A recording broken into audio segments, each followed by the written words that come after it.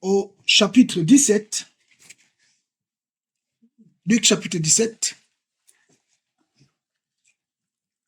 Et nous allons parler de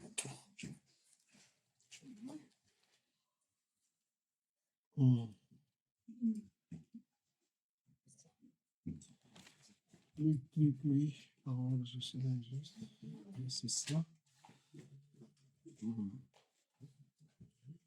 Nous allons parler, à partir du verset 7, nous allons parler de l'esclave inutile. Alléluia. Amen. Je vais lire Luc chapitre 17, à partir du verset 7. Nous allons lire jusqu'au verset 10. La Bible déclare, « Mais qui de vous, ayant un esclave qui laboure ou garde le troupeau, lui dira aussi qu'il rentre des champs. Avance-toi de suite et mets-toi à table. Ne lui dira-t-il pas plutôt, prépare-moi à souper, ceins-toi et sers-moi jusqu'à ce que j'aie mangé et bu. Et après cela, tu mangeras et tu boiras.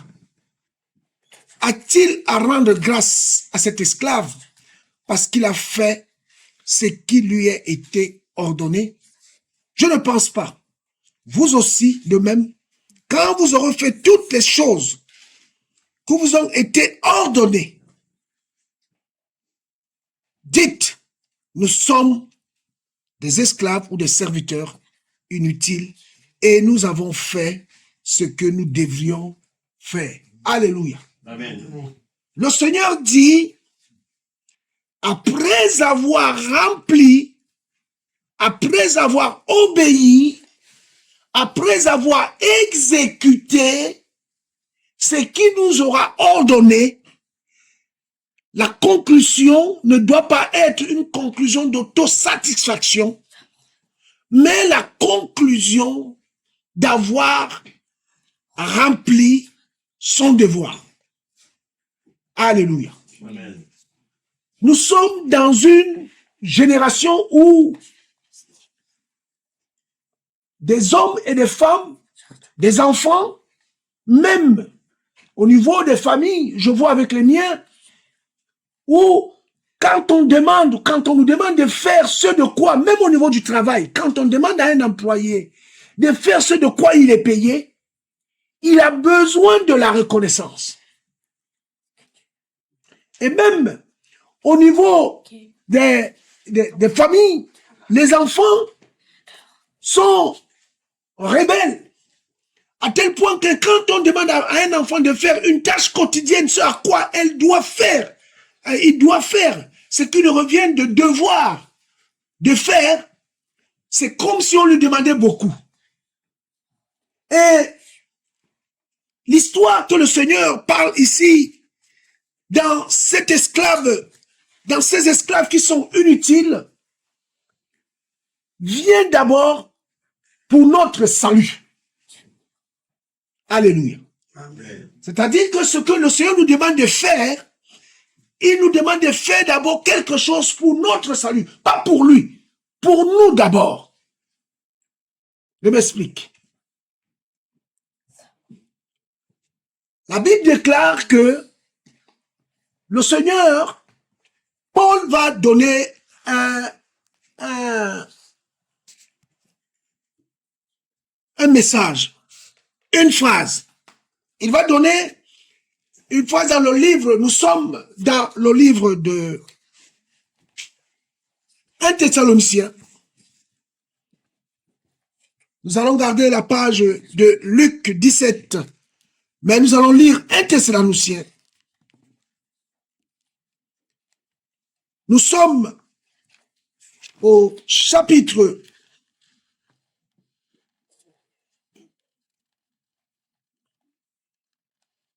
4. 1 Thessaloniciens, chapitre 4, à partir du verset 3. La Bible dit, c'est ici la volonté d'Élohim, votre sanctification, que vous vous abstenez des relations sexuelles illicites et que chacun de vous sache posséder son propre corps dans la sanctification et dans l'honneur. Non pas dans la passion du désir, comme les nations qui ne connaissent pas Elohim. Alléluia. Amen. Alléluia. Amen. Donc le Seigneur dit ce qu'il veut de nous. C'est-à-dire que l'exigence qu'il a par rapport à nous, c'est que nous puissions nous sanctifier. C'est que nous puissions posséder en bride notre corps. C'est que nous puissions, n'est-ce pas, être éligibles, être sélectionnables, être qualifiables, être approuvés pour le salut. Alléluia. Amen. Donc ici, quand il parle ici de cet esclave qui revient des champs, qui a travaillé, il parle tout simplement du quotidien des enfants et des fils et des filles d'Élohim qui doivent, n'est-ce pas, affronter l'adversité au quotidien. Alléluia. Amen. Quand on dit à un enfant, nettoie ton assiette, débarrasse la table, range tes choses, en soi, il croit que les parents le dérangent. Mais non, en réalité, tout ce qu'on lui demande de faire, ça ne concerne pas son père ni sa mère, ça ne concerne lui. Mais pourquoi il se fâche alors? Pourquoi les règles de la sanctification, les exigences de la sainteté qui nous amènent au salut sont-ils devenus pour nous aussi difficiles?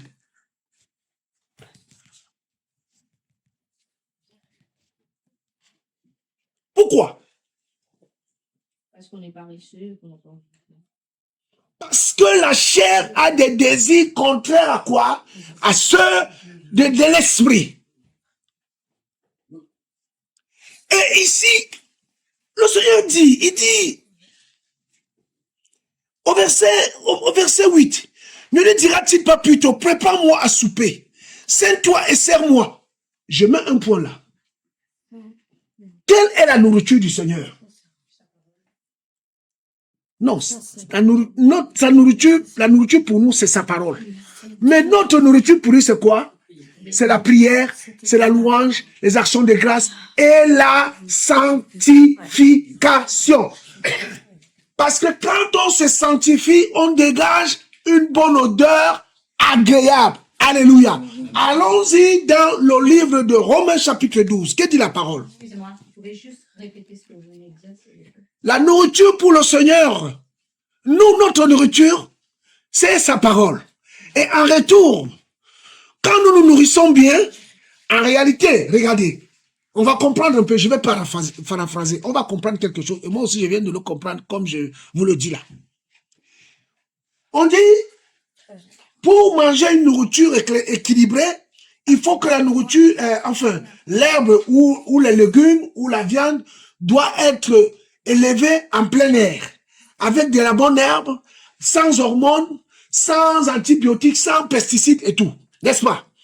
Ainsi donc, quand cette viande-là est cuite, ou quand cette herbe-là est bouillie ou consommée, elle ne nous produit pas de maladies. Et nous avons de bonnes vitamines. Ainsi donc, nous aussi, en mangeant la parole, alléluia, vous comprenez un peu? En mangeant la parole, cette parole vient nous donner à nous, vient nous sanctifier, et vient nous purifier. Parce que Jacques dit que celui qui lit la parole est semblable à celui qui est face à quoi? À un miroir. Ah! Donc la parole va venir donner des bonnes vitamines. Donc, étant donc prêt à être consommé, parce que Paul dit quoi? Dans le livre de Romains, nous sommes au chapitre 12 et au premier verset. Prenons la parole, s'il vous plaît. Romains, chapitre 12. Nous sommes au premier verset. Paul dit, je vous exhorte, donc frères, par les compassions d'Élohim, à offrir vos corps en sacrifice quoi? Vivant, saint et agréable. À qui? À Elohim. C'est votre quoi? Culte sacré, spirituel. Et ne vous conformez pas. La conformité ici est liée à la rébellion, à la souillure, à la luxure, à la débauche, à tout ce qui peut amener le corps humain à se dépraver en dépit des exigences et de la connaissance de la loi divine.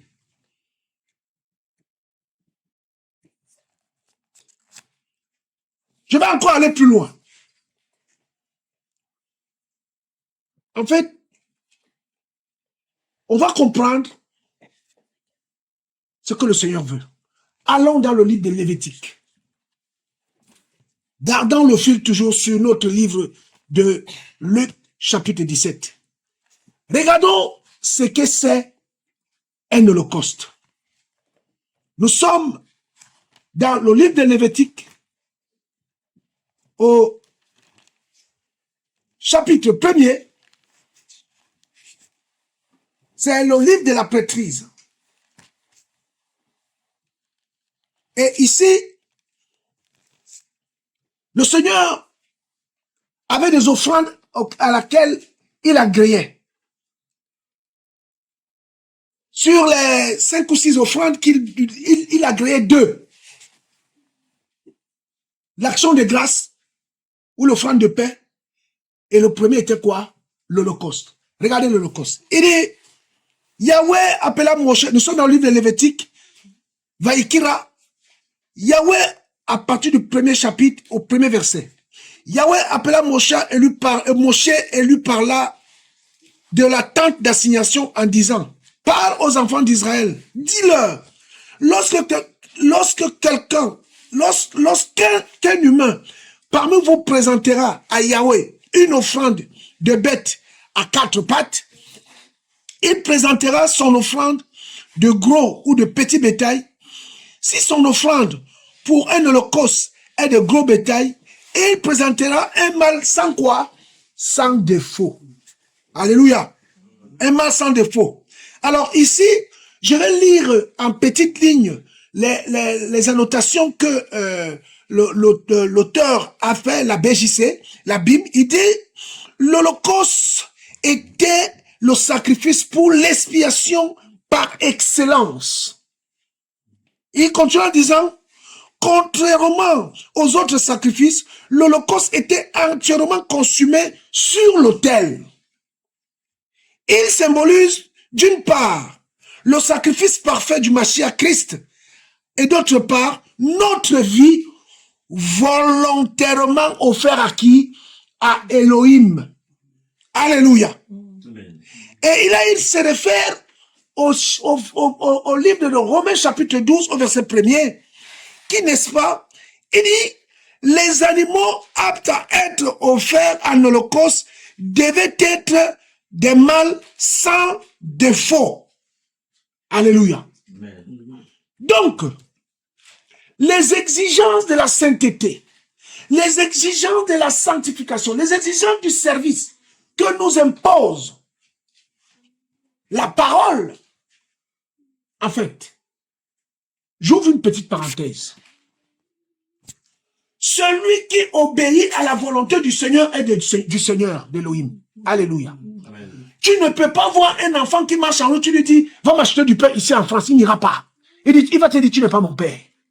Je ne te connais pas. On m'a dit de ne pas parler aux inconnus. Vrai ou faux? Et si tu insistes, il va commencer à crier. Alors, l'obéissance à la parole, les exigences de la sainteté, les exigences de la sanctification, les exigences à écouter, à avoir une oreille audible, sensible à la voix du Seigneur, concernent premièrement et avant tout les enfants qui se reconnaissent comme étant leur père. C'est dur ce que je dis là, mon frère Samuel. Donc tout le monde ne va pas se sanctifier. La sanctification, ce n'est pas une question de porter ou de lire la Bible. Mais la sanctification, c'est une question d'être convaincu à l'intérieur de nous que... Parce qu'il y a des gens qui disent que la Bible a été écrite par les hommes. Que pourquoi la Bible doit-il avoir une telle importance plus que les autres livres? Plus que les livres de philosophie. Pourquoi? Parce que ces gens-là ne se reconnaissent pas comme étant les enfants d'Elohim, les enfants de Dieu. C'est aussi simple que ça. Voilà pourquoi le Seigneur est le créateur de tous les humains. Mais il n'est pas le père de tous les humains. Voilà pourquoi le Seigneur, dans le livre de Jean chapitre 8, il dit, vous avez pour père qui? Le diable. Il dit ça. Et Paul dit, dans le livre de Romains au chapitre 5, chapitre 6 là-bas, il dit que tous Israéliens ne sont pas enfants d'Abraham. Il a dit, Paul. Alléluia. Donc ici, l'holocauste qui devait être apporté devait répondre aux exigences du Père. Donc un enfant qui reconnaît son père ou sa mère comme étant ses parents biologiques, il sait avant tout que tout ce que le parent lui dit, c'est d'abord pour son intérêt. Alléluia. Amen. Et donc tout ce que le Seigneur nous dit, soit dur fut-il, c'est pour nous d'abord.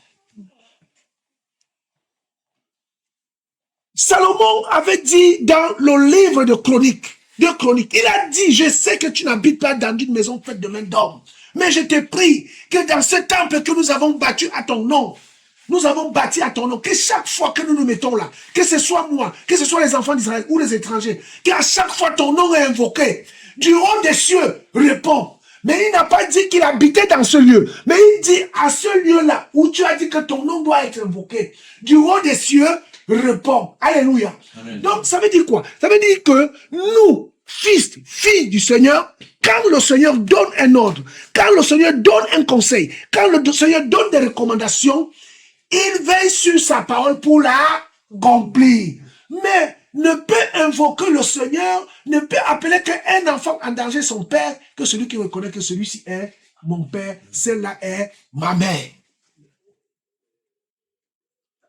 Alléluia. Amen. Les serviteurs inutiles. Il dit, toute la journée tu étais au champ, tu as labouré. C'est la mission, c'est l'éducation, c'est le travail. Et le soir, quand tu dis non, je suis fatigué, Seigneur, fais-moi plaisir, il te dit non. Tu as oublié une de mes exigences. Il faut que tu ailles prier. C'est ça sa nourriture, la prière. Il te dit, oui, tu as été accablé aujourd'hui, ton patron t'a parlé durement aujourd'hui, je le sais. Avec ta femme, vous êtes pris la tête aujourd'hui, je le sais. Ton fils t'a envoyé bouler, je le sais. Mais tu ne dois pas dormir sur ça. J'ai besoin de ma nourriture. Alléluia. J'ai besoin de te rencontrer. J'ai besoin que tu te réjouisses dans ton corps et tu me chantes des cantiques d'adoration. Et après ça, tu pourras aller dormir. Waouh. C'est compliqué ça. Mais Seigneur, tu vois dans quel état je suis? Je ne peux pas te prier dans cet état. Il dit, j'exige, j'ai faim. J'ai faim. J'ai faim. Bien-aimé, le sacrifice de l'obéissance concerne premièrement ceux qui se reconnaissent comme étant quoi? Fils. Si tu n'es pas fils, tu ne tiendras pas. Si tu n'es pas fils, si dans ton cœur, Paul dit dans le livre de Romains chapitre 8, il dit, le Saint-Esprit atteste à notre esprit que nous sommes enfants de qui? Enfants d'Élohim. Si dans ton cœur, tu n'as pas la conviction d'appartenir à cet Elohim, à Yahvé, l'Elohim, le Dieu des Juifs, comme on dit en Afrique maintenant que c'est Kemet qui était leur créateur. Je regarde les Africains, mes frères, je rigole. Kemet. Ils ont traversé toute l'Afrique, traversé le Maghreb, ils se sont allés s'installer en Égypte. Ils adorent les Elohim égyptiens. Maintenant, ils l'appellent Kemet. Si toi, dans ton intérieur, tu n'as pas cette conviction, parce que, mais de quel droit un inconnu peut venir te dire que Sers-moi à manger, je mange. Tu dis, monsieur, mais je ne te connais pas, tu n'es pas mon mari, tu n'es pas ma femme. Mais toi, j'ai signé quelle alliance avec toi pour que tu viennes me donner des ordres?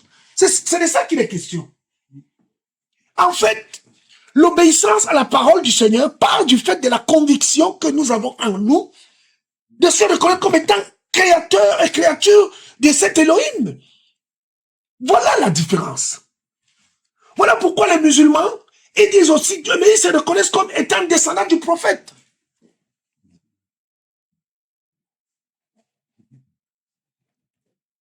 Le serviteur inutile ou l'esclave inutile. Mais nous devons nous poser donc la question, pourquoi le Seigneur est-il exigeant comme ça envers nous? Mais pourquoi? Pourquoi nous avons cette sensation qui nous demande beaucoup? Premièrement, avant de nous demander quoi que ce soit, il a fait le nécessaire. Nous chantons souvent ici, « Tu n'as pas attendu que je vienne à toi. C'est toi qui as revêtu notre humanité. Tu n'as pas attendu que je crie à toi. C'est toi qui m'aimes. Le premier, reçois ma reconnaissance. Jésus, reçois ma reconnaissance. Pour la croix, reçois ma reconnaissance.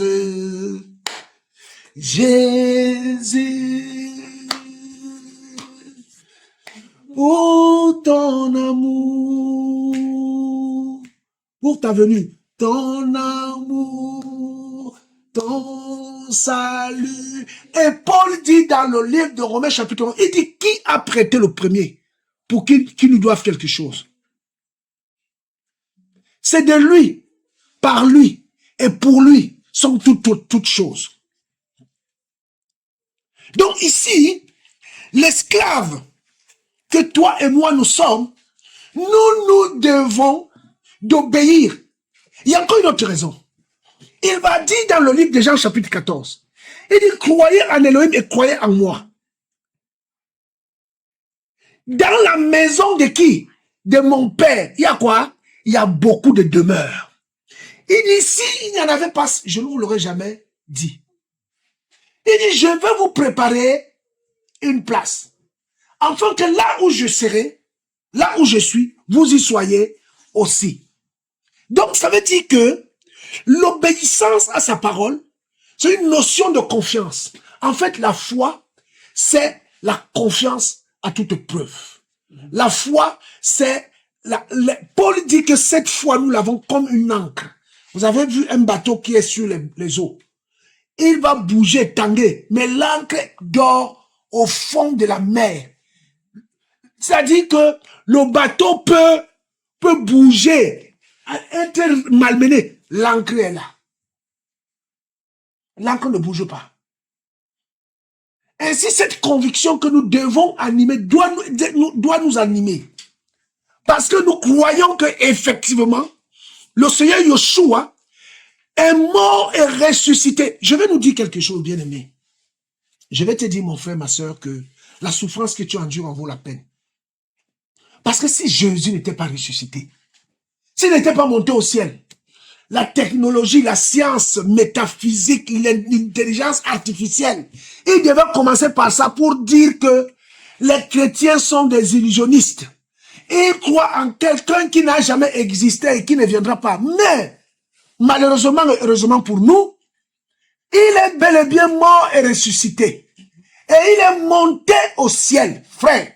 Donc, ça veut dire que celui qui est mort et ressuscité, qui est monté au ciel, Jésus-Christ de Nazareth, Yoshua Hamashiach, il vit éternellement. Et comme nous l'avons dit, nous l'avons lu là au début, dans le livre d'Amos, au chapitre 5 là-bas, il revient chercher les siens. Alléluia. Amen. Il revient chercher les siens. Et il ne vient pas seulement chercher les siens, mais il vient aussi avec sa rétribution. Pour punir et condamner les impies. Alors, si tu avais encore du mal, à obéir. Et que si tu te reconnais dans ton cœur appartenir au Créateur, Yoshua Mashiach, presse-toi d'obéir. Il dit, est-ce que cet esclave, au verset 9, a-t-il à rendre grâce à cet esclave parce qu'il a fait ce qui lui était ordonné? Je ne pense pas. Vous aussi, de même, quand vous aurez fait toutes les choses qui vous ont été ordonnées, dites, nous sommes des esclaves inutiles. Alors, j'étais en train de méditer ce passage, et plus loin encore, on parle de l'histoire de l'homme riche et Lazare. Il y a quand même quelque chose qui m'a frappé. C'est que l'homme riche, avec tous ses moyens, au-delà même du fait qu'il a refusé de donner des miettes à Lazare, il ne s'est pas inquiété de la santé de Lazare. Et pourtant, il avait les moyens. Il l'a laissé mourir là. Mourir avec ses ulcères.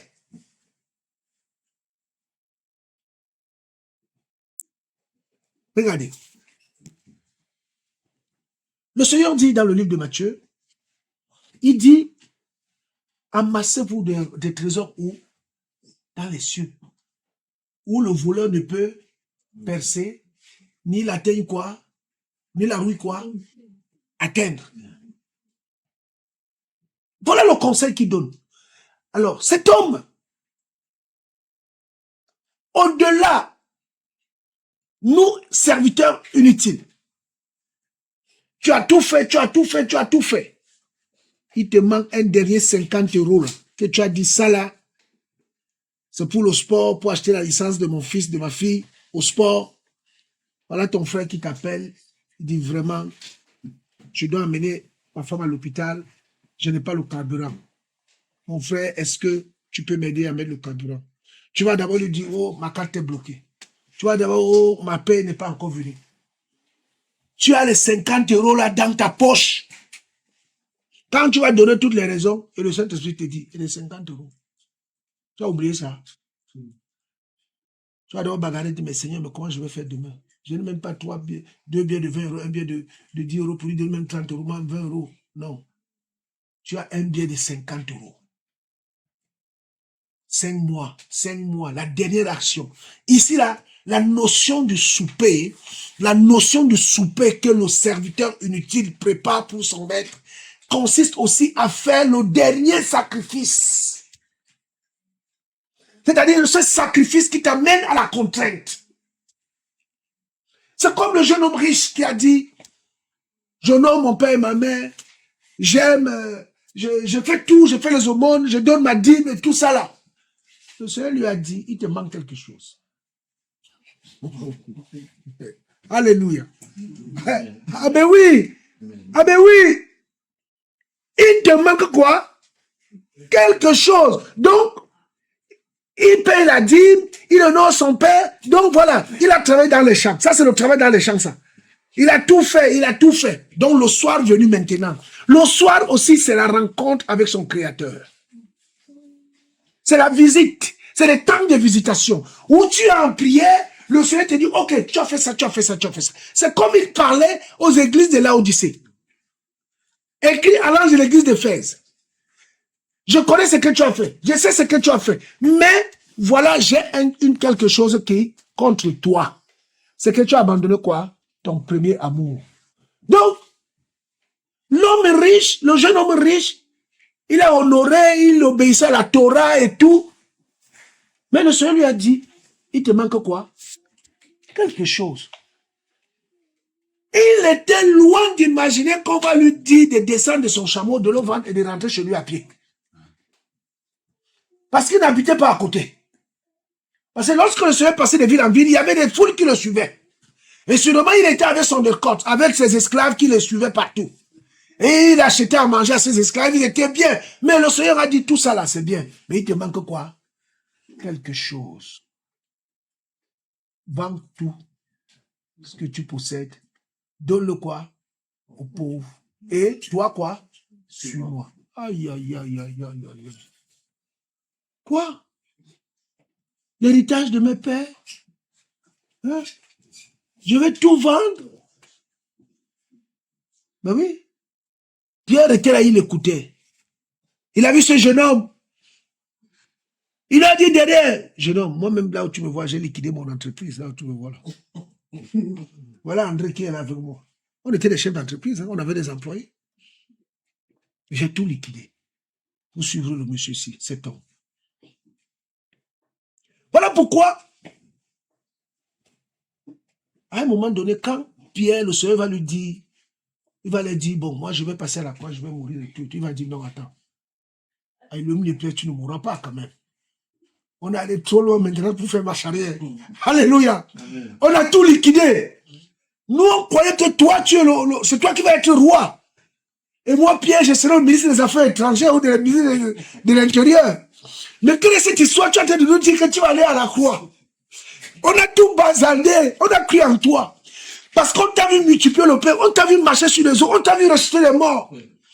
On t'a vu guérir, ouvrir les yeux des aveugles. Mais quelle est cette histoire? Tu veux nous dire là, maintenant, là, le soir. Alléluia. Amen. Alléluia. C'était le soir, frère. Que là, vous voyez là, mes gars, je m'en vais à l'ultime. Je m'en vais à la croix. Non. Comme Pierre était le plus âgé, il a dit non, les gars, calmez-vous, je vais parler au maître. Tout va rentrer dans l'ordre. Je crois que peut-être qu'il n'a pas bien mangé dans la journée. Tous les idées vont revenir à l'heure. Non, mais il va dire Pierre.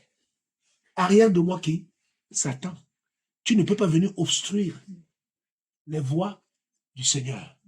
C'est pour cette heure-là que je suis venu. Alléluia. Donc Pierre avait vu tout ce qu'il avait sacrifié. Et il avait fait le bilan le soir. Pendant 3 ans, ses espoirs tenaient. C'est-à-dire que même le fait qu'on a décapité Jean-Baptiste, il a dit la fête qui commence comme ça là. Jean vient d'être décapité. Est-ce que nous-mêmes on va pas... on va nous passer la moulinex? Qu'est-ce qui se passe? Mais il avait encore foi parce que tout le monde avait peur de Yoshua.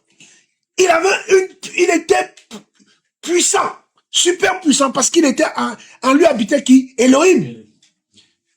Donc, tout ce qu'il faisait, il marchait sur la mer, il calmait la tempête. On dit, mais qui est même celui-ci que même la nature, quoi, obéit? Mais, il dit, mais, et cet homme-là vient leur dire, bon, les gars, voilà 3 ans, je vous ai formé, je ne vais pas vous laisser seul, je vous laisse avec mon esprit. Attends, tu laisses avec ton esprit. Moi, j'avais déjà fait le gouvernement, un projet de gouvernement. Déjà, comme tu es tellement très puissant, une seule parole. Hérode et tout ce monde, les pilates vont tous mourir, on va les esquinter, tu vois, on va les hypnotiser avec ta puissance là. Donc maintenant, nous, on va prendre des choses. Jacques, on va l'envoyer en Galilée. Moi, Pierre, je suis ton ministre de l'Intérieur, chargé de quoi, je suis à côté de toi. Jean, tu aimes beaucoup Jean, ce sera ton conseiller et tout. Voilà, il avait déjà fait le coup. À tel point que les fils des Zébédée sont allés le voir pour lui dire, la maman, elle dit, bon, fais que mon fils soit à ta gauche et l'autre où? À ta droite. Et ils avaient des plans. Vous croyez que c'est des rigolades? Ils avaient déjà des plans. Ils avaient déjà mis un gouvernement, comme on appelle le gouvernement de transition. Mais le Seigneur leur a dit, le soir arrive. Je ne serai plus avec vous. Et non seulement cela. Il y a souvent un proverbe français qui dit, quand tu n'es pas autour d'un menu, sache que c'est toi le menu.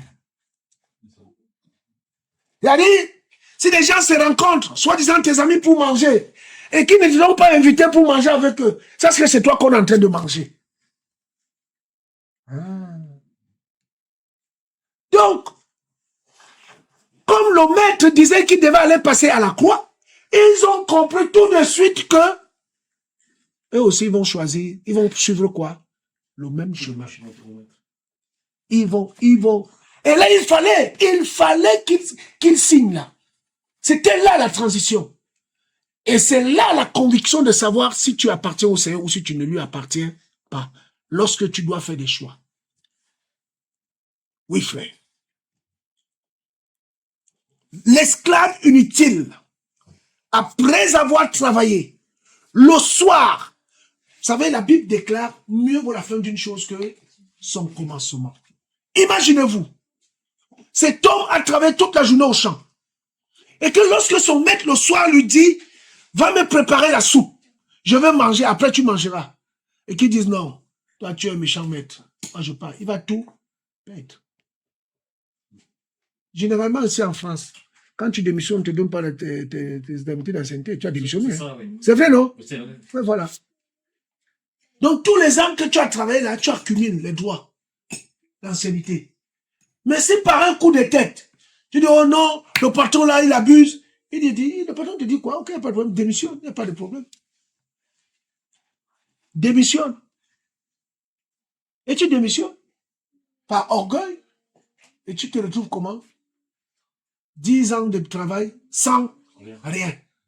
Tu vas passer à côté de 10, 15, 20 000 euros comme ça pour rien. Et tu vas aller au chômage. Et tu ne gagneras même pas ce que tu aurais gagné. Donc c'est ça.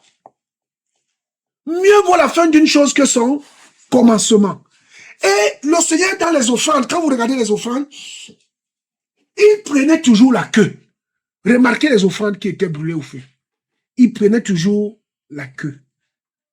Vous savez, dans le monde, on dit, une histoire s'est terminée en queue de quoi? De poisson. Vous voyez comment la queue de poisson est. Elle n'a pas une fin raffinée. Ça part dans toutes les directions. Mais, le sacrifice que le Seigneur prenait, quand vous voyez la queue des animaux, elle commence grosse et elle finit petite. Donc c'est ça.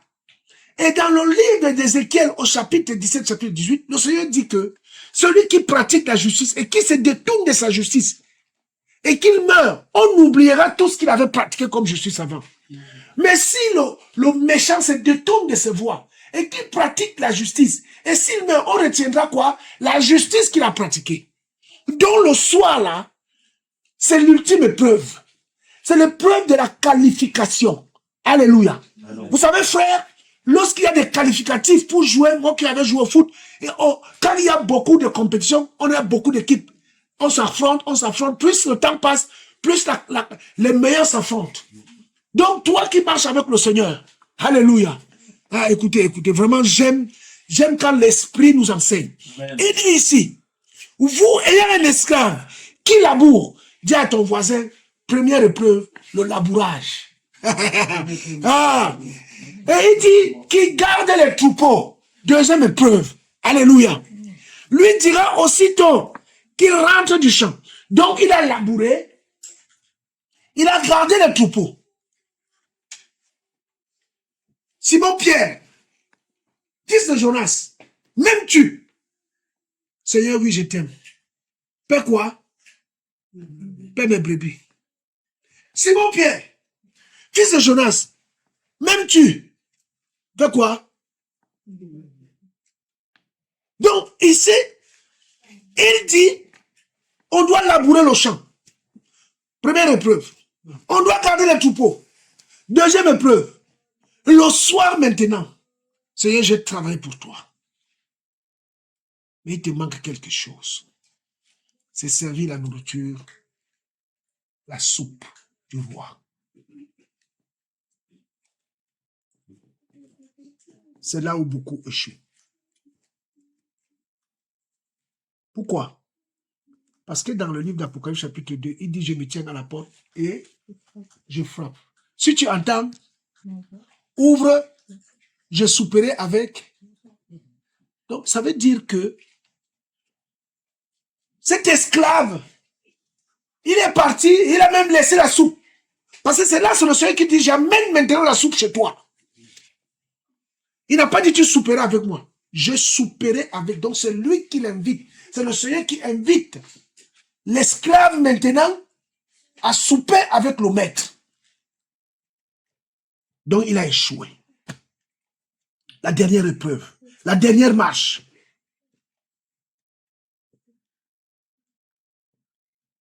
Frères, sœurs, le combat va être rude. Je vous assure que le combat va être rude. C'est une lutte fratricide. Et le livre d'Hébreux dit, alors prenons le livre d'Hébreux. Ah Seigneur. Hébreux. Hébreux, nous sommes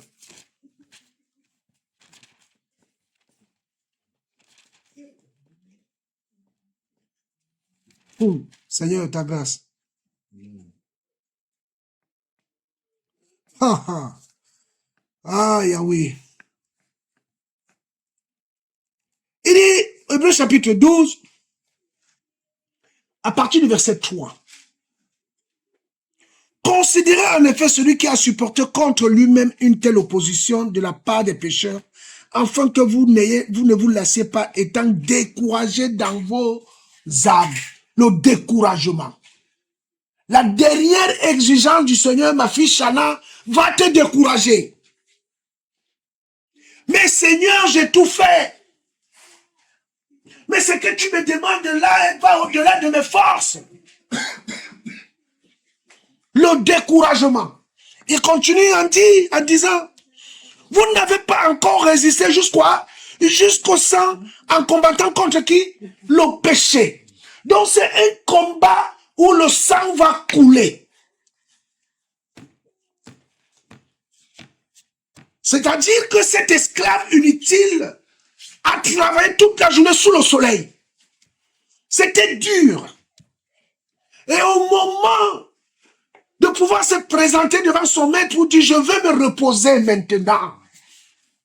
Les troupeaux, je suis allé dans la falise, j'ai cassé le pied là-bas, un troupeau est parti, j'ai laissé les 100 autres pour aller le chercher, je me suis foulé la cheville, voilà, et en venant le prendre, il m'a écorné le poignet.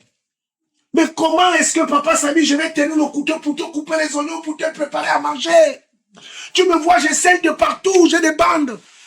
Mais le maître se met à table, il dit, serre-moi à manger. Ah, frère. Vous savez, quand le Seigneur nous permet de comprendre ces choses, on se rend tout petit.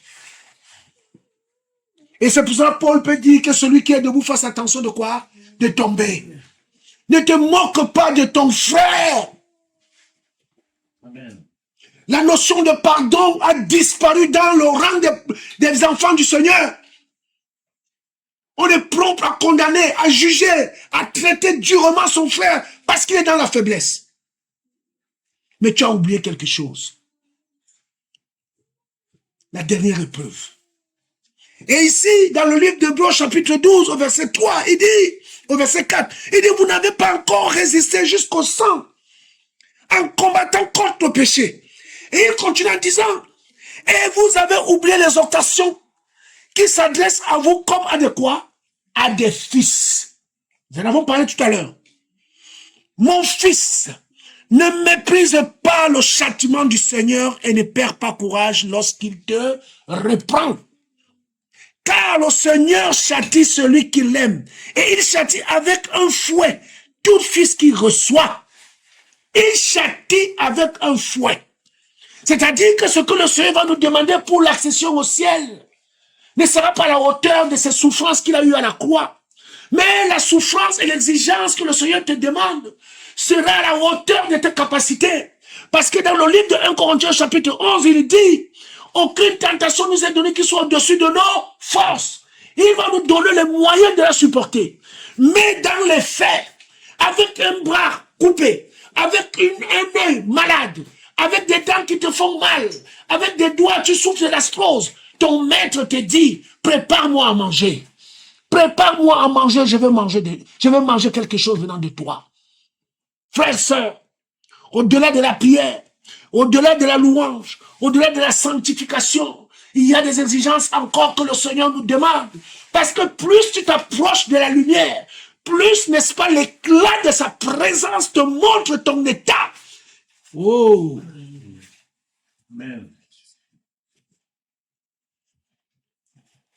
Parfois, je dis à ma femme, je ne sais pas pourquoi j'ai fait les enfants. Parce que quand le monde ici, quand nous voyons le monde, comment le monde est en train de partir, et que demain nous ne serons pas là, peut-être eux, ils nous voient vivre.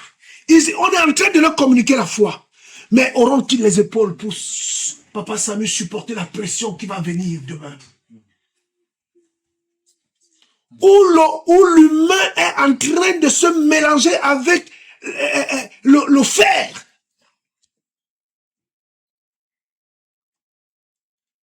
Oh frère.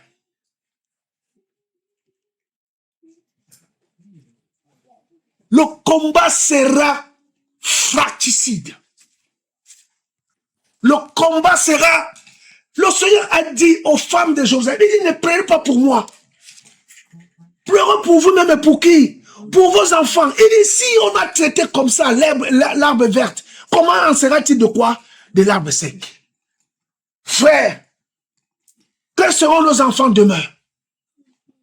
Où seront-ils avec la foi? Bientôt, la Bible matérielle, si un livre n'existera plus, ils vont nous donner des applications électroniques. Ils sont capables de changer à leur gré. Ou certains péchés comme les mots comme homosexualité, autres vont être corrigés. Je dis à mes enfants, ayez pour source et appui la parole. Aimez le Seigneur. Amen. Amen. L'heure est grave. Voilà pourquoi on voit plusieurs hommes d'Élohim, les hommes de Dieu que le Seigneur a appelés. On dit, mais il a bien commencé. Mais comment il peut se retrouver dans ces choses? Mais oui, parce que le soir, le Seigneur lui a dit, sers-moi à manger. Il a dit, non Seigneur, je n'ai plus le temps à te servir à manger. Parce que moi maintenant, c'est moi qu'on sert à manger. Et toi, tu me demandes de te servir à manger. Je n'ai plus le temps. Tu ne vois pas? Je roule en Rolls-Royce. J'ai un jet privé. Quand j'arrive, on m'acclame. On porte ma Bible. Hein? Je prophétise, des choses arrivent. Hein? Mais la Bible déclare que le Seigneur ne se répand pas de ses dons et de ses grâces. En d'autres termes, la Bible dit, les dons et les grâces sont irrévocables. Voilà pourquoi des chanteuses comme les Beyoncé, les Céline Dion, étaient d'abord des chanteuses dans les églises. Et leur voix, qui était si précieuse et appréciée du Seigneur, a été détournée de leur but pour pouvoir maintenant nourrir l'ennemi. Oui, frère, la dernière marche. Et c'est ce que le diable a présenté au Seigneur dans le livre de Marc, au chapitre 2, chapitre 3. Il dit, voici, je te donnerai tous ces royaumes et leurs richesses. Si tu fais quoi? Si tu te prosternes et tu m'adores. Parce qu'ils m'ont été donnés par qui? Par Adam. Et je donne ça à qui? Je veux. Beaucoup. De la même manière qu'Ésaü a accepté de donner son droit d'aînesse à cause d'un plat de lentilles, un plat de haricots. Ainsi, aujourd'hui, le dernier souper du soir, beaucoup sont absents parce qu'ils n'ont pas su supporter les exigences du Seigneur. Serviteurs inutiles, servantes inutiles, la dernière exigence, la dernière marche du Seigneur. Oh, frère, frère, frère, oh, mes frères, oh, la dernière marche, la dernière marche, la dernière marche, la dernière marche, la dernière. Le soir, après avoir été ensoleillé, frappé par le soleil, malmené par les brebis, tu as tourné la terre, labouré, planté, et le soir tu rentres, tu es fatigué, et le Seigneur te dit, il te reste une chose. Il te reste une chose. Paul dit dans le livre de Philippiens, chapitre 2, il dit, je cours vers l'avant, non pas en regardant ce que j'ai fait hier, mais je cours non comme pas battant de l'air, mais je cours vers le prix de la vocation, quoi? Céleste. Il dit, je regarde devant, et je ne considère pas ce que j'ai fait hier, parce que hier, c'est aujourd'hui et demain qui compte. Alléluia. Oui, frère, parce que celui qui nous a appelés à son service nous attend devant. Voilà pourquoi la Bible dit, large est le chemin qui mène à la perdition. Et il dit, il y a beaucoup qui y vont. Mais il dit du chemin du salut, étroit et resserré. Attends, large est la porte qui mène à la perdition. Mais pour le salut, il dit que la porte est d'abord comment? Étroite. Et après quoi? Resserrée. Quelle condition? Il n'y a qu'une condition pour être perdu. Mais il y en a deux pour être sauvé. Ça veut dire quoi? Ça veut dire que tu as labouré. Ça veut dire que tu as payé les bébés. Mais le soir, la dernière épreuve. Voilà comment Paul pouvait dire, j'ai combattu le bon combat. J'ai gardé la foi. J'ai gardé la foi. Et il dit désormais, il dit le temps de mon départ est proche. Je vais bientôt être servi de libation. Mais ce que vous devez retenir de moi, c'est que vous m'avez vu comment j'ai marché. Mais aujourd'hui, c'est par là qu'il faut que je passe pour rejoindre mon Seigneur, qu'il en soit ainsi. Sa dernière marche, il a été décapité. Apôtre Paul, par Néron, vers l'an 68-69, à Rome. De la même manière que Pierre a été crucifié la tête en bas, toujours à Rome, avec le même empereur Néron. Ils ont suivi les traces de leur maître. Mais est-ce que nous, sommes-nous prêts à suivre la trace du maître? Est-ce que nous sommes prêts? Est-ce que nous sommes prêts? Est-ce que tu es prête? Est-ce que je suis prêt? Est-ce que tu es prête? Le serviteur inutile n'attend pas la reconnaissance des hommes. Le serviteur inutile a les yeux fixés vers celui qui l'a employé. Paul dira à Timothée, il dit, il n'y a aucun soldat qui peut plaire à celui qui veut plaire à celui qui s'embarrasse des choses de la vie, s'il veut plaire à celui qui l'a enroulé pour la guerre. Il dit, il n'y a aucun soldat qui veut s'embarrasser des choses de la vie. Aujourd'hui, bien aimé, parfois je discute avec mon épouse, j'ai un diplôme d'entraîneur. Et parfois, on voit des clubs qui cherchent des entraîneurs. Et parfois, je dis, mais je le dis sans conviction, je dis, mais j'ai le même diplôme, je peux entraîner. Je le dis comme ça. En fait, je suis en train de me rendre compte que j'ai décroché. Mais c'est des diplômes qui peuvent me donner 2500 € par mois. Le diplôme que j'ai. Facile. Quand je cumule ça avec mon petit débrouillardise là-bas, ça m'a rendu largement mes fins du mois. Je suis très, très à l'aise.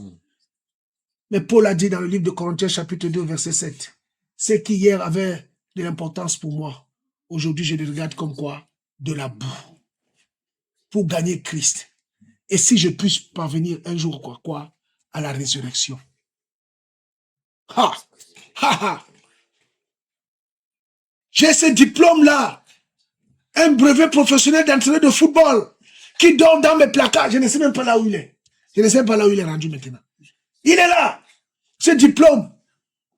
J'ai des collègues qui gagnent leur vie, qui sont des grands entraîneurs, qui entraînent au niveau national. Mais moi, je suis là. Je dandine avec ma Bible. Et j'ai de la peine à arrondir mes fins de mois. Pourquoi? C'est un choix. La dernière soupe. Le dernier souper. Oui, frère. Il y a un monsieur qui m'a appelé, il m'a dit, tu sais, tu es chef d'entreprise, mais avec ton entreprise là, tu peux gagner beaucoup d'argent. Tout dépend de toi. Tout dépend de toi. Parce que tu as des prérogatives. Il suffit seulement d'assigner, d'apporter ta signature sur un papier. Il m'a dit ça vendredi. Et tu as de l'argent. Mais tout dépend de toi. Et là, le Saint-Esprit me dit, tu connais ton identité. Oui, frère. La dernière soupe que le Maître veut de nous, c'est l'exigence à sa sainteté. Il va dire aux enfants d'Israël, et nous allons finir par là, dans le livre de Lévitique, au chapitre 17 là-bas, il va dire, vous serez saints, car moi, l'Éternel, votre Dieu, je suis quoi? Je suis saint. C'est-à-dire que celui qui veut s'approcher de lui doit se sanctifier comme lui-même quoi? Pur. Tu ne peux pas dire et avoir la conviction d'être enfant de Dieu, enfant d'Élohim, en te mélangeant avec les gens du monde, en faisant comme eux. Tu te trompes toi-même.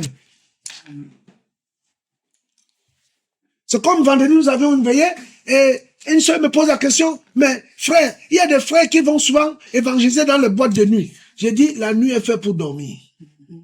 Le Seigneur a dit, voici la nuit vient où personne ne peut travailler. Si le Seigneur lui-même qui a créé le ciel et la terre dit que la nuit appartient à la nuit et aux ténèbres, toi tu dis que tu vas travailler, tu vas apporter la lumière dans la nuit.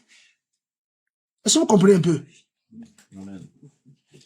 Ah ben, si celui qui a créé la nuit, avec les ombres de la nuit, les esprits de nuit, toi tu veux amener la lumière dans la nuit fuit. Quand la lumière approche, vrai ou faux? C'est ce qui se passe. La nuit et la lumière n'ont jamais cohabité. Écoutons très bien, hein, c'est des stratégies. Tu ne peux pas quitter le chez toi pour dire je m'en vais évangéliser dans une boîte. Frère, tu vas tomber avec une prostituée là-bas. Ah ben oui. Accident. Ah oui, ouais, mais non, frère, non. Non. Ah non. La personne là, c'est seulement que la nuit que tu peux aller la rencontrer dans la boîte de nuit. Mais tu peux rencontrer cette personne-là la journée. Le Seigneur dit la nuit vient où personne ne peut faire quoi? Travailler. Il dit travaillons pendant qu'il fait quoi? Il fait jour. Mais oui. Mais toi, tu quittes le chez toi. Tu vas avec ta Bible là-bas. Dans le temple de Satan. Pour aller dire tu vas évangéliser les prostituées. Mais mon frère, tu as un problème avec les femmes. Peut-être ta femme ne te suffit plus à la maison.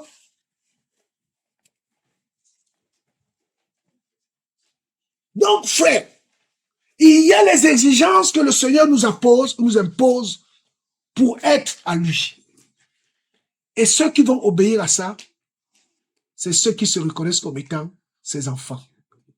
Et dans le livre de Jean chapitre 10, il dit, mes brebis entendent ma voix et me suivent. Il dit qu'ils ne suivront pas la voix d'un étranger. Il dit, je les appelle chacun par son nom. Son nom. Donc tu es là, mon frère, ma soeur. Le Seigneur connaît ton nom. Alléluia. Amen. Oui, vous n'avez jamais constaté ça? Que quand le Seigneur t'appelle, il t'appelle. Charlie, tu te retournes comme ça, tu vois personne. Mais tu sais que c'est le maître. Oui, Seigneur. Ah ben oui, c'est comme ça. Parce qu'avant que tu ne viennes dans ce monde, il te connaissait déjà. Alléluia. Amen. Donc, ceux et celles à qui le Seigneur demande de dresser la table et qu'il veut souper, souviens-toi, mon frère, ma soeur, tu es un esclave inutile, un serviteur inutile. Ne boude pas, même si c'est dur, obéis parce que c'est ton Père et c'est pour ton bien. Alléluia. Que le nom du Seigneur soit béni. Amen. C'est un peu